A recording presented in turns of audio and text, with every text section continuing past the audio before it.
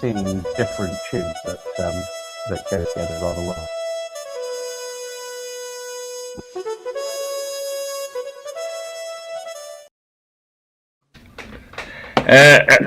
Okay, gentlemen, I'm going to leave you to it. I've got an eye on you. I haven't disappeared, but just so that we, in sake of sound, and you're actually recording now, so I'll play you a little later. That may be helping as well. So where you Thank you, Keith. Well, we're live, Richard. Morning, Phil. Good morning to you and Yeah, to whoever has had the patience to watch us this morning. Well, I have the patience to watch you, Phil, I've got to say. But before we talk law, let me ask you this. A lively debate in the Barton family the evening. Which was the more iconic cultural figure, Dolly Parton or Tim?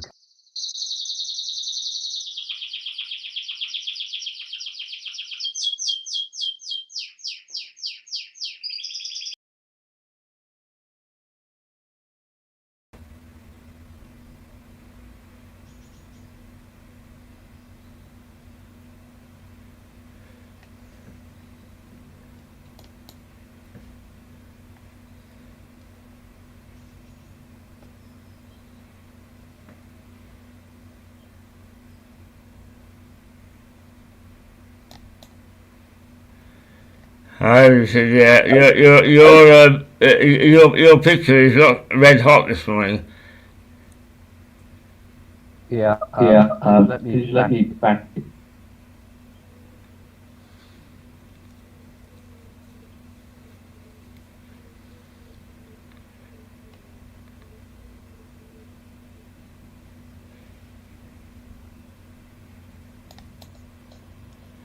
Okay.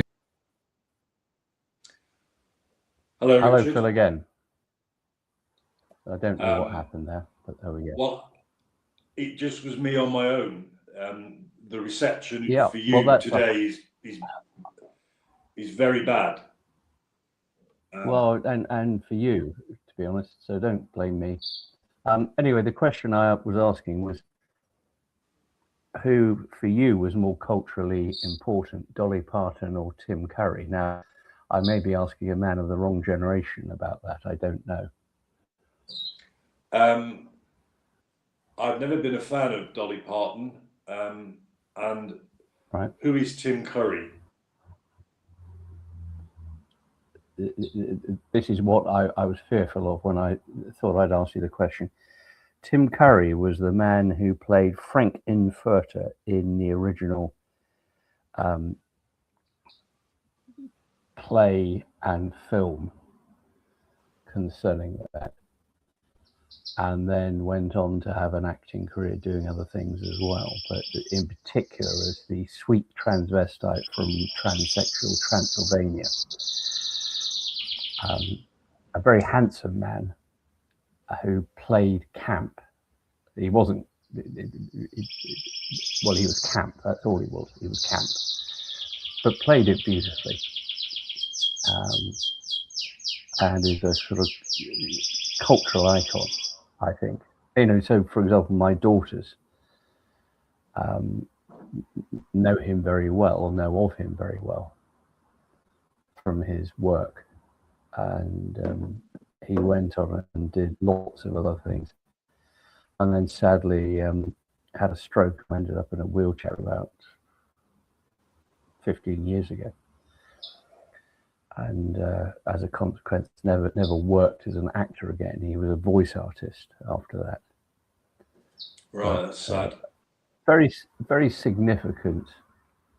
I think he was born in Warrington, so you know you must have something in common with him, Phil. Well, your ex-colleague, my ex-colleague, now a recorder, soon to be a judge, I imagine, big tall lad from your old chambers, whose name escapes me, but he was from Warrington. Alan Alan Gardner, that's him. Alan Gardner. But I think I think it's an interesting question. Which of the two of them have had a greater cultural impact, in particular in this country? Whether it's the Rocky Horror Picture Show, which still plays and people go and watch it at cinemas, and they dress up and they join in. It's just an extraordinary cultural phenomenon. And he was undoubtedly the star of that. Susan Sarandon played the female lead, but he was I do know who she is, because she was in, for example, Thelma and Louise. Exactly. Yes. And I think Rocky Horror might have been one of her early breakthrough pieces. I'll be corrected on that.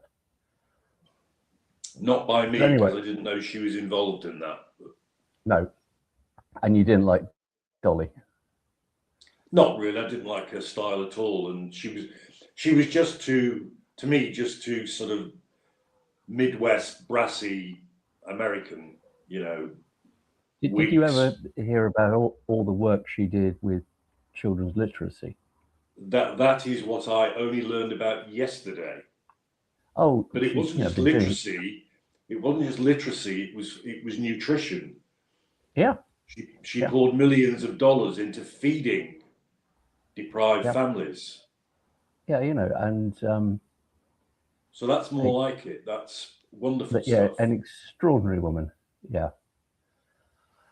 Anyway, enough of our walk back in culture. Let's talk law. And Phil, I thought this week we might just do a roundup for our one man and his dog who watches us and listens to us. I've got the dog here. Well, let's hope there's a man somewhere. Well, that's you, I think, Phil. I think that's probably it. Well, that's a great compliment coming from you. Mannish. I thought we could just do a little roundup of recent events in the courts, because we haven't really done one of those for a while. No. And so I'm going to ask you to, do you want to start in Australia? Yes, I'll like to start in Australia.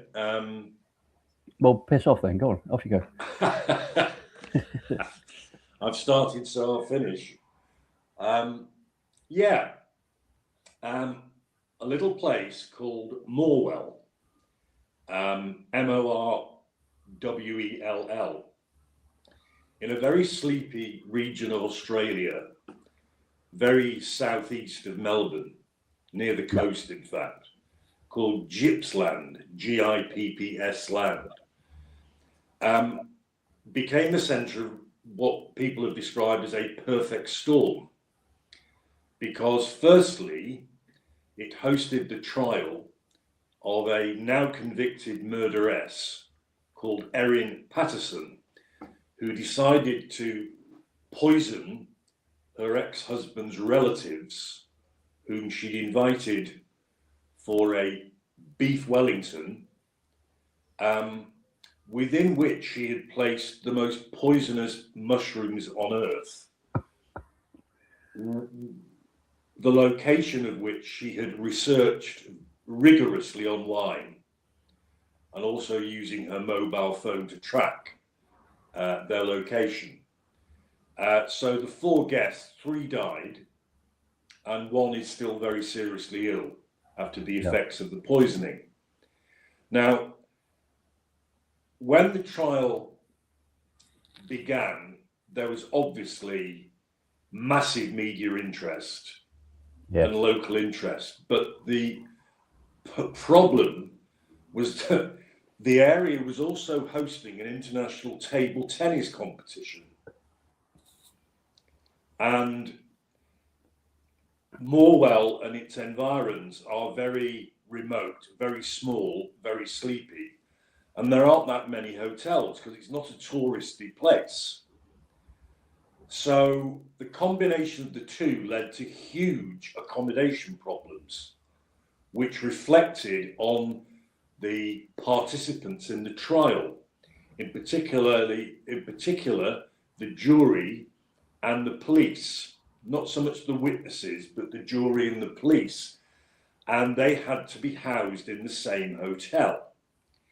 Now, they were on entirely different floors, and it is claimed now that there was no contact, no collusion, no contamination of the jury.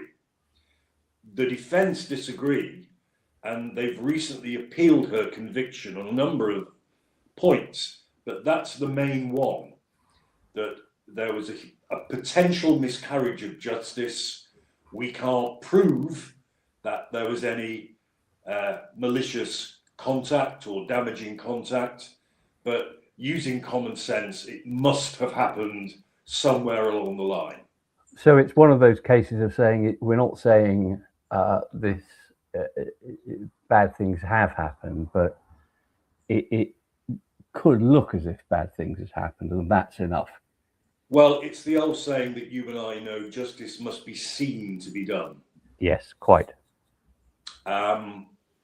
And the court, the appeal court, has not yet ruled as to whether there was sufficient doubt about the ethics of the thing to order a retrial, because that's what the defence are asking for. Yes. They were also asking for the exclusion of evidence used at the original trial. For example, the mobile phone evidence and Google type evidence of her research into the existence of the level of toxicity of where these mushrooms were, which is where she got them from. But that's just something that in this country would be admitted. Yes, and it was admitted in Australia. Yeah. And the few bits I've read about the appeal court's reaction to these points, they appear to have been really rather dismissive of the defence. Right. Which I can understand. They were actually quite, the presiding judge was really quite dismissive about the idea of there being any jury problem. Yes. He basically said, so what? Yeah. Have you any proof of this? Do you have any actual, usually when we get jury problems, there's a reason. There's another juror who says this or that, and there's public contamination. But have you any evidence of this? And of course they haven't. So my money is on them dismissing the appeal, actually. Right. Now, the prosecution were also appealing her sentence. Yes. She was given a life sentence with a tariff, which you and I know means it's a minimum term you spend inside. It was quite hefty, wasn't it? Sorry? It was quite hefty, the tariff. Yes, it slipped my mind. I think it was well into the late 20s, maybe 30s. I think it's 33 years. I think something like that. Right. Yes. Well, you will know these things. However, even though she's well into late middle age and may well still spend the rest of her life inside within that 33-year period, the prosecution are still appealing the sentence as being unduly lenient because they think her crimes are so heinous that she should have a whole life sentence, which means you get no parole. So that's their sort of counterclaim. So neither limb, defence or prosecution of the appeals, have been ruled upon yet, and there's no date for that ruling. It's just thinking about it in this country, it is vanishingly rare that a jury are sequestered in that way into a hotel nowadays. Well, it used to happen quite regularly.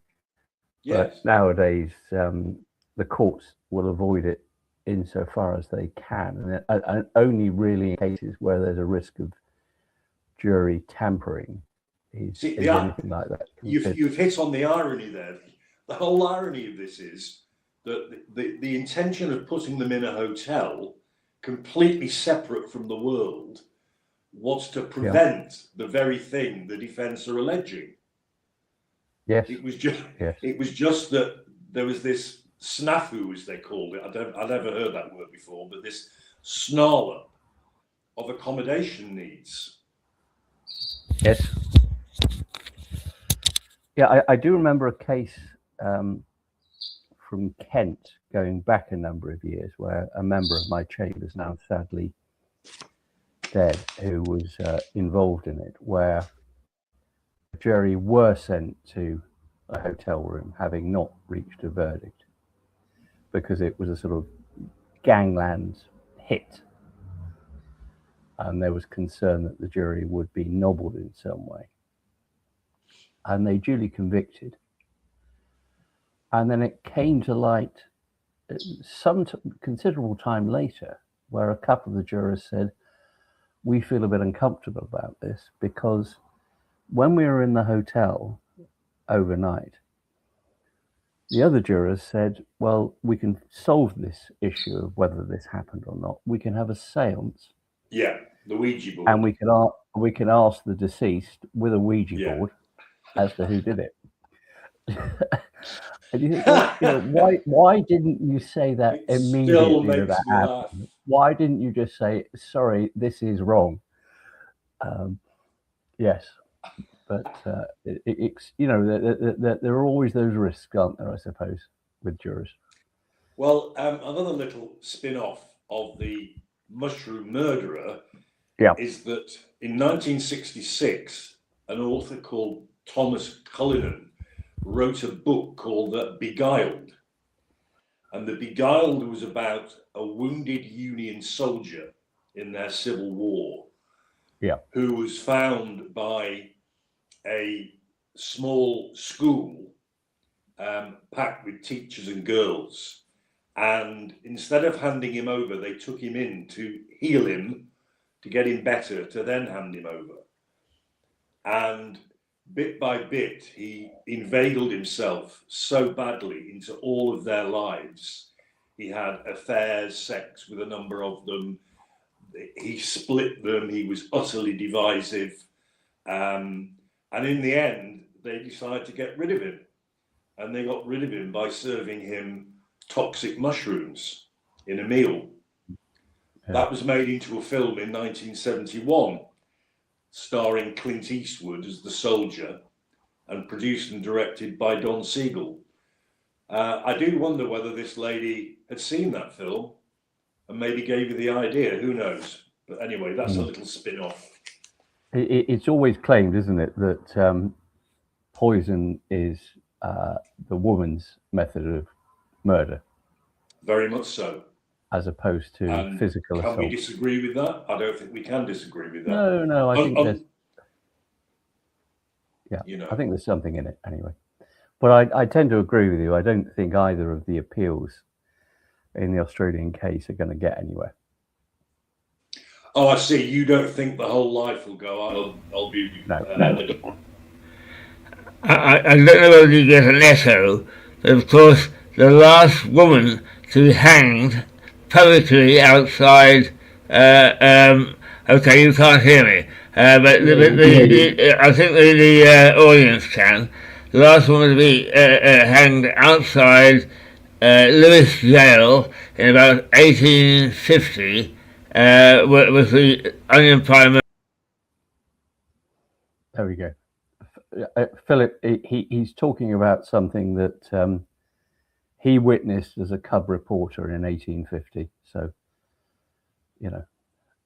you can't hear us, Phil. Right, well, that's a terrible shame. Because I can hear myself, oddly enough, because I've got ears and a mouth and things like that. Shall I just keep talking, Phil, until they get you back on board?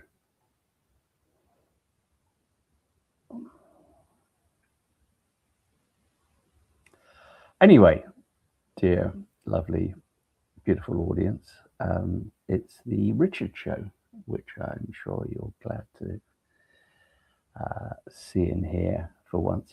Phil,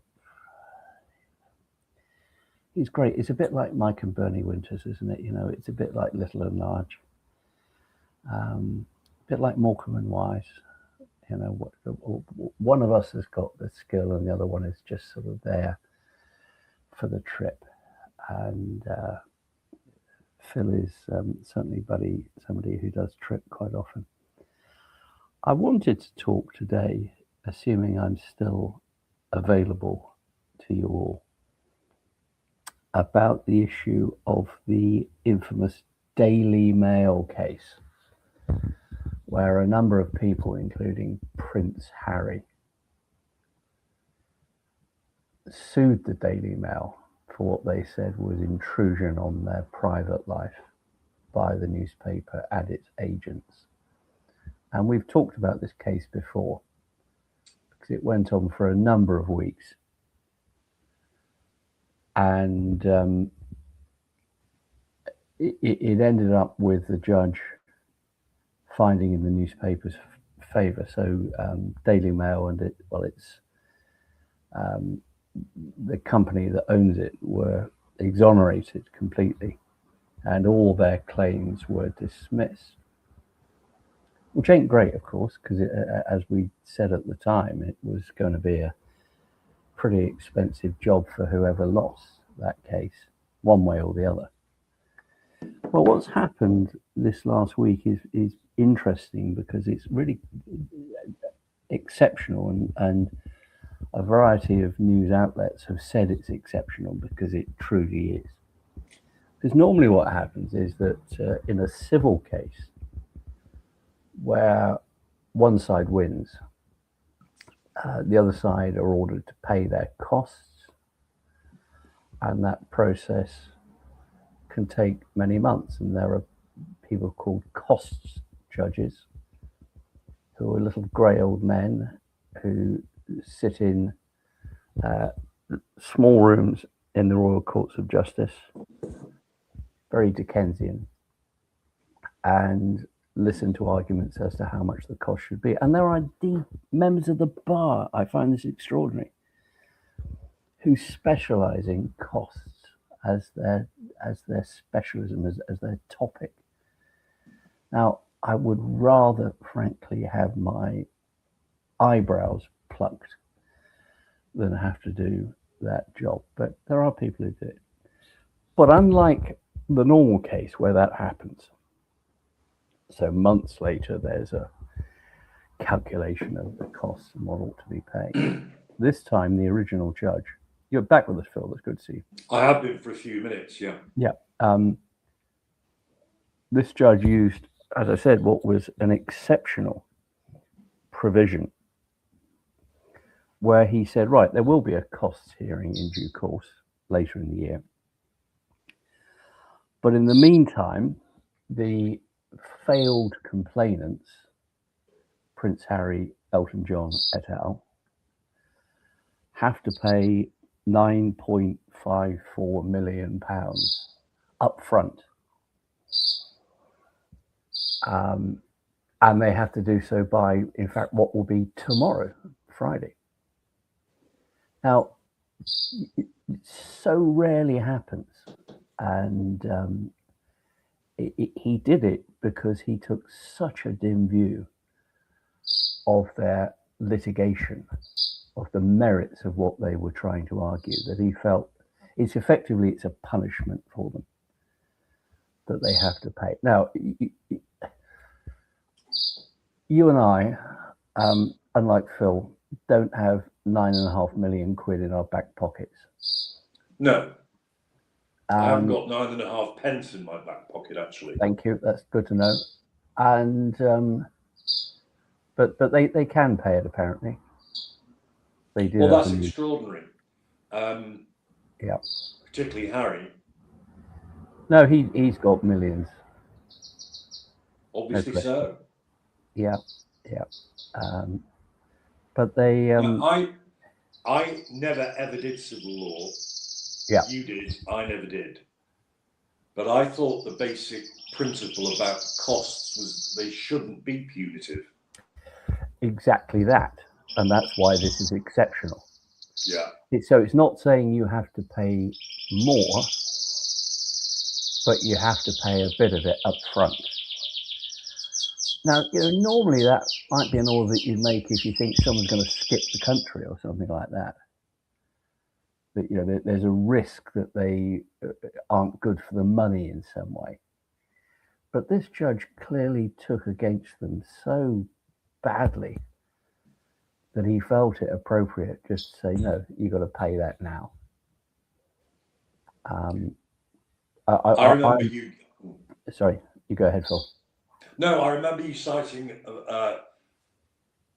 as a conclusion, I remember you citing a similar type of case with an obviously partisan judge about the claim that Elvino's was sexist. That's right, yes. And he had clearly flouted the anti-discrimination laws or whatever. Yeah. And yet the first instance judge over the road at the Royal Courts brazenly found in favour of Elvino's. Yes. And was castigated, as I understand your anecdote, by the appeal court.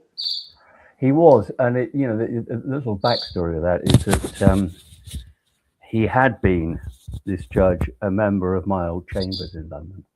Oh, right. Where the then senior clerk used to drink every afternoon, schmoozing solicitors. That was his job. He didn't do anything other than take them to a wine bar. Which is what Elvino's is. Yeah. Pomeroy's to the fans of Rumpole. Yeah. And it was strongly suspected that the judge got a little word in his ear from his former senior clerk saying, can't let these women into the back bar. It's not right, is it? It's not right. And hence the judge. It's just so true. I know, yeah, but and went to the Court of Appeal, and the Court of Appeal said, "What's going on? This is rubbish." What's he thinking about? Well, he's thinking about his senior clerk, who no doubt had talked to the management of Elvino, who very much treated him as a valued customer, and the message got passed down the line to the judge, who did what he could to reach, frankly, a completely inappropriate conclusion. But there we go. Yeah, I'm afraid to say, we always think that the criminal courts are the ones where the devious things might happen because they're criminals after all, aren't they? That sort of thing. Oh no, the civil courts are full of them. So you see, what that judge should have done, which brings me on to a topic we were going to cover a little time ago. Yeah. He should have excused himself or recused himself from hearing the case. Why should he have done that, Richard? I don't know, because he thought he'd probably get away with it. No, what I mean is, why should he have recused himself? Well, because if he had some sort of even remote interest. Yes. Let's say, for example, I was involved in I'm not a judge, obviously, but I was involved as a judge litigating something about the Black Horse pub. Yeah. I just have to say, sorry, I'm not doing this case because one way or the other, it's just wrong of me to get involved. And the word recuse is a rather legalistic word for a judge or a magistrate, somebody who is in judgment of a case or person who should withdraw, is a more common word, withdraw from the case because of potential conflicts of interest. Yes, and it comes back to that point. It's not just, is there a conflict of interest? It's, might there be a perception of a conflict of interest? Once again, we're back to justice being seen to be done. Yep. Yeah, exactly. Now, I did a little bit of research about this because it is actually surprisingly rare in the criminal jurisdiction. I struggle to think of, I mean, over the years, 42 of them, I've heard applications now and then for a judge to step down. For example, he's tried the defendant before, and was not very nice to him in the first trial, stuff like that. But I got the impression that recusing was much more common on the other side of the fence, the civil and perhaps even the domestic litigation. I think that's probably right, yes. So, for example, there was a case of a High Court judge who was assigned a case whereby the pricing of Premier League football tickets was being assessed. And he disclosed that he was an Arsenal season ticket holder. Yeah. In that case, all the barristers, all the litigators said that's fine. But there are other cases where High Court judges have very reluctantly recused themselves. Yes. Phil, this is probably a topic for another whole broadcast, isn't it? It can be. That was the idea. I just thought you me bringing in the Elvino example led me on to the concept of recusal. That's all. Yeah. No, not at all. Right. What else has been in the news this week that may be of interest? I suppose there's that evolving tale of 7 people who died in a car crash up in the northeast, 2 of whom were police officers. Do you want to tell us about that, Phil? Well, yes, this was on a major road called the A66 near Middlesbrough on Teesside, northeast England. And there was a police pursuit of a dark-coloured VW Passat that the police suspected was on false plates, false registration plates, and was involved in local organised crime. Well, the chase was called off because it was becoming too dangerous, and what the Passat driver did was enter the A66 dual carriageway the wrong way and drove at speed the wrong direction towards oncoming traffic. And the first car it smashed into was an armed police pursuit vehicle with 2 very experienced, dedicated police officers, highly trained. And they and all 5 of the occupants of the Passat are now dead. Yes. Now, there's been a lot of spin-offs since then. There have been a number of arrests to do with organised crime. Yeah. And there's also murder charges on the way for 2 men, thus far unidentified, who are suspected of killing by fire a woman and her niece in a house near the incident. Somewhat appallingly, in my view, obviously tributes were made to the police officers, about the police officers. There was a silent vigil at a local church and so on. But in a field near the site of the crash, emerged on the same day a rave-like event with teenagers all masked up, throwing flares, balloons into the air to celebrate the death of one of the people in the car, which, to say the least, divided opinion, and local residents were absolutely appalled. The police chose to monitor it, not to intervene, which I think was quite sensible. But there was one woman, you mentioned the Daily Mail, there was one woman interviewed by the Daily Mail, and she simply said, you know, it was only an accident. They didn't know there were police officers in that car. You know, these were lovely young men, caring young men. You can't just write them off as criminal scumbags, you know. That's why we're here. Now, I find that worrying, personally, Yes. that anybody would have that attitude. To call it an accident, it was not an accident. No. It was a deliberate, fast driving down a dual carriageway the wrong way. Yes. No. It's not accidental. No, and I wholeheartedly agree with you in terms of the responsibility of certainly the driver of that car of 5. Well, BBC fact checking has revealed on social media a number of TikTok videos. Yes. Yes. Of that group of men in a car doing well over 100 miles an hour off road.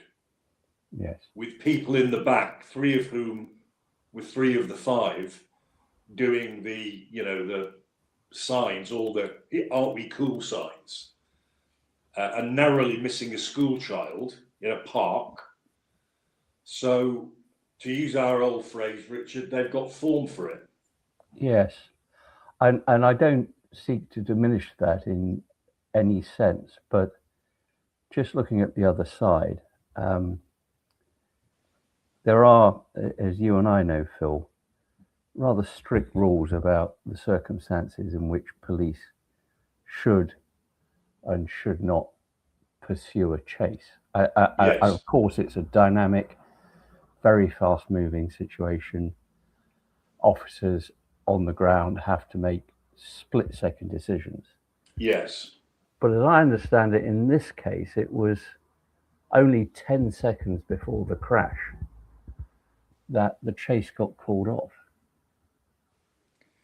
It is possible, but it's unclear at the moment. It is well, I have read that it was called off because they turned onto the wrong side of the road. Yes. So it sounds to me like it was called off because the police vehicle chasing, for its own safety, called off the pursuit. Well, okay, there are a couple of questions there, I suppose. Just dealing with the immediate incident. Why weren't the 2 officers, armed officers, in the car where they died? Why weren't they notified? Because they could have been, by police radio straight away, that the car was coming in their direction down the wrong way of the road. I can't answer that question. Nobody's telling me whether they were or whether they weren't. No, and they ought to have been, clearly. But secondly, all I know is that the Teesside police have referred themselves to the body that I forgot what it's called now, the regulatory body that assesses whether they were at fault or not. Yes. But, you know, that's standard practice where anybody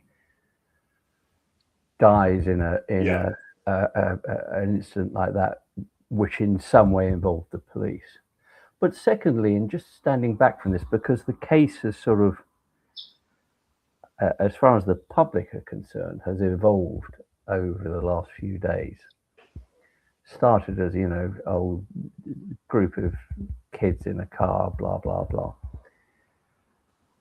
And it's now become apparent that, in fact, this was a sophisticated police operation seeking to break up an organized crime group in the area of which they thought these youngsters were part.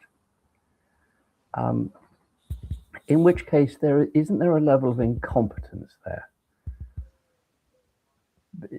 in securing all the people you know, if it's a go type situation where the police are told to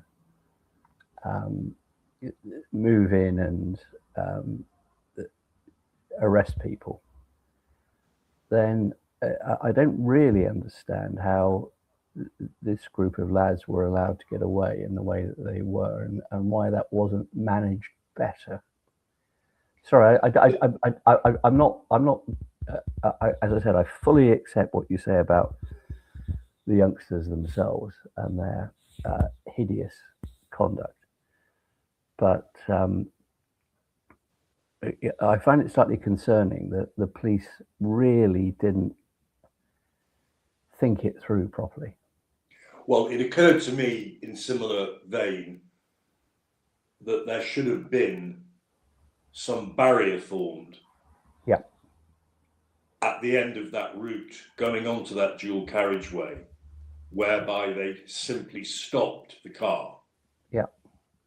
that Because there didn't happen. are these stinger things, aren't there, that they could put out? There are the stinger things. They're not actually as effective as you think they are. And of course, there was other people on the road, parked vehicles, I mean, as you highlighted, it's making split-second decisions in very, very acute circumstances. Yes. But I take your point, and I also think, though it's been denied, I think those armed coppers were part of it. Oh, I don't think it is. I don't think it is a coincidence they were on that road. No. Of course they were part of it. But that's been denied. Apparently, I know. Which I find hard to accept. But I imagine sheer coincidence that at that very point, in that very area, there are two highly trained armed response units. Yes. Policemen. It's too much of a coincidence to me. Yes. And I know that in fact the number of armed officers who have the training and the ability to carry firearms in any given police force is in fact quite small. Very small. Yeah. That's another part of the tragedy, that this is wiped out. Sorry to be so vulgar. Yeah. Two highly experienced, dedicated, highly skilled armed police officers. Yes. One of whom served in Iraq. That's right. Yes. These were good guys. Yeah. Terrible. I suppose obviously we will have to wait for the decision of, as you say, the police investigation of it. There won't be any trial, of course, because of those people, because they're dead. But there will be, as you say, almost certainly trials of others who are part of an organized crime group, or allegedly so, and those who were involved in the awful arson attack on a house, which the police haven't said in terms is linked, but it very much sounds that it would be a remarkable coincidence if it wasn't. Yes, I mean they've used the rather stock phrase, "We're keeping an open mind." Yeah. Now, Richard, I've been on considerably longer, I'm afraid, than I intended. Yeah. Because we started. Yes. At 8:45, and then things went wrong. Yeah. So, unless there's anything else you think we should urgently discuss, I'd be grateful to leave you after 45 minutes. No, that's absolutely fine, Phil. I think we've, the only two things that I've got on my little list here are the Lindsay Clancy 3-child murder case down under, where she's the mother who, it appears, has admitted killing her 3 children, but says it was due to some psychiatric condition. I read about that. Yeah, sorry. And interestingly, they've said, right, the court is going to leave a lesser offence. And you and I know that in this country, judges leave lesser offences even when the parties don't want it to happen. Yep. And that started in Sussex, in fact, oddly enough. Right. Yeah. Richard Brown. Exactly. You mean the conspiracy stuff? Yeah. Yeah. The animal rights case. No. I'm talking about Coots. Oh, Coots. Yeah. Murder of Jane Longhurst. Yeah, where the judge didn't leave manslaughter as a lesser alternative, and went all the way to the House of Lords, and we had to have a retrial, which, well, anyway, I get, you know. Another thing I was just wanted to mention is that the government are announcing this rather odd new provision where offenders for serious sex and violence offences are going to have their area where they can move around severely limited. And totally unworkable. That's exactly my view. Exactly. You and I know that. Yeah. As if the probation people and the police at that level haven't got enough to do. It's just ridiculous. No, exactly. You know, there are already, of course, as you and I know, post-conviction, even post-acquittals. Yes. There can be orders made. Absolutely. Preventing restraint orders. Yeah. Exactly. So people can't be in contact with the victims, or indeed going to certain areas. So I'm not quite sure what this adds, other than, as you say, dumping a load of extra work on already overworked probation officers. But well, as the weekly periodical that I subscribe to pointed out, this is our new unmandated Prime Minister saying a lot, much of which is completely impracticable. Yes, and saying it because people want to hear it, but it's not. Correct. It's not. It isn't going to work. Yes. It isn't going to work, Richard. No. And neither are you, Phil. No, I never did work. No, it never knowingly worked. Never knowingly worked. Yeah. You knew me well. Are you going off to sign on then? Is that right now? Is that what's happening? I'm late. Yeah. So I'll bid you farewell. All right, lovely to see you, Phil. I'm going to go away as well. Okay, take care, pal. Listen, you hear me all right? Yes, thank you. Yeah, and now I'm sure it was the weather, because your picture is perfect and the sound is perfect. You and Phil have been carrying on a conversation as if everything's okay. So I'm afraid we just have to be careful about thunderstorms. Yes, right. Anyway, we've done our bit.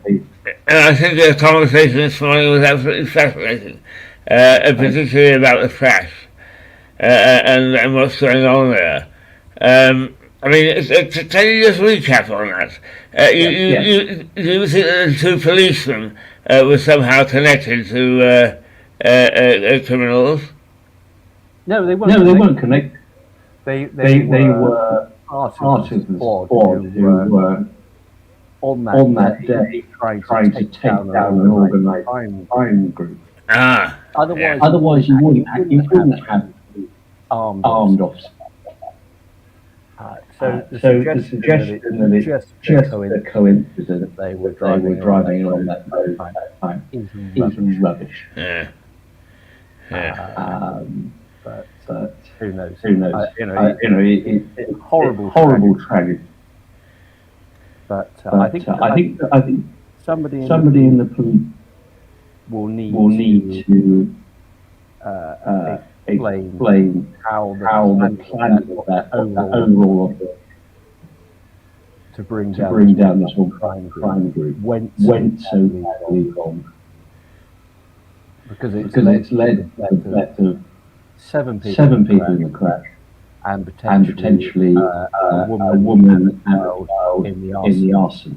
And that doesn't sound like a very good result if you're trying to avoid harming people whilst collecting serious criminals. But there we go. Yeah. Thank you very much, Richard. That's a fascinating morning. And I see you've got Jazz with you this morning. Oh yes, he's just. Yeah, he's I think he's needed about the ready now, so that's what we'll do.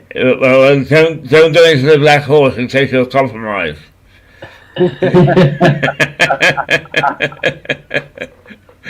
Bad boy, kid. See you soon. Speak soon. Bye.